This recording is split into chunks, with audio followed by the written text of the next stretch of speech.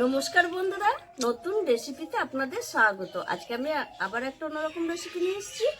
সামনেই রথযাত্রা, তাই জগন্নাথ দাসের একটা পছন্দের রেসিপি নিয়ে এসেছি।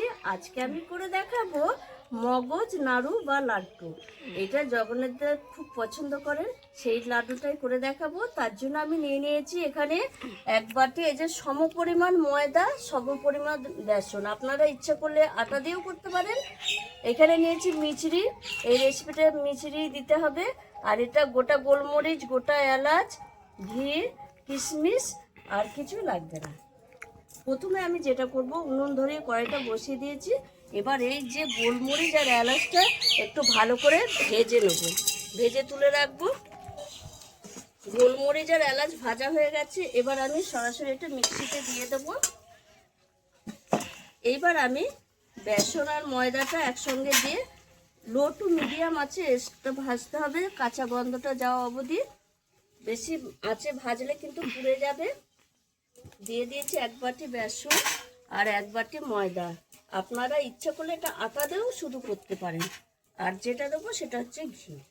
এই ঘিটা দিলেই একটা সুগন্ধ বেরোবে।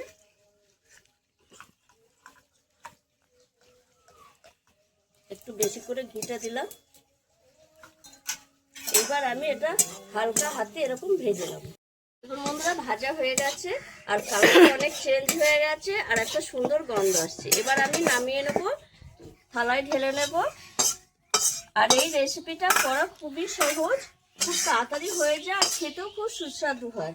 এবার আমি যেটা করব, এই যে মিক্সির মধ্যে যে এলাচ গোলমরিচটা দিয়েছি, এর মধ্যে এই যে মিচড়ির দানাটা দেব, দিয়ে একবারে মিক্সি করে নিয়ে আসবো। এটা গরম থাকতে থাকতেই করব। দেখুন বন্ধুরা, আমি মিক্সিতে সব কিছু মিক্সড করে নিয়ে এসেছি। মিচড়ি, এলাচ আর গোলমরিচ এটা আমি এবার দিয়ে দেবো এই বেসন আর ময়দা ভেজে যে রেখেছি তার মধ্যে দিয়ে দেবো। আর এটা গরম থাকতে থাকতে দিতে হবে, তাহলে নরম হয়ে যাবে আর লাড্ডুটা ভালো হবে। আপনারা ইচ্ছা করলে এই লাড্ডুটার মধ্যে আমুল দুধও দিতে পারেন, তবে আমুল দুধ দিলে কি বেশি দিন রাখা যাবে না, এই লাড্ডুটা এটা স্টোর করে রাখতে পারবে না। যদি আমুল দুধ না দেন, আমি যেভাবে করছি সেইভাবে করলে এটা অনেক দিন স্টোর করেও রাখতে পারবেন। আর আপনারা বেশি করেও করে রাখতে পারবেন। এইভাবে আমি এরকম মিশিয়ে নেব। আর গরম আছে, এটা একটু নরম হয়ে যাবে মেশাতে মেশাতে। আমার মেশানো হয়ে গেছে। এবার আমি কটা কিশমিশ দিয়ে দেবো, দিয়ে এরকম ভালো করে এরকম মিশিয়ে নেব। আর এটা লাড্ডুর আকারে তৈরি করে নেব। আর দেখুন বন্ধুরা, বুঝবেন কি করে, দেখুন মুঠ করলেই মুঠ হয়ে যাচ্ছে, দেখেছেন? এইভাবে একটু শক্ত হাতে এরকম মুঠ করে নেব, লাড্ডুটা শেপ করে তৈরি করে নেব। এই দেখুন বন্ধুরা, একটা লাড্ডু হয়ে গেছে, বাদ বাকিগুলো আমি এইভাবে করে নেব।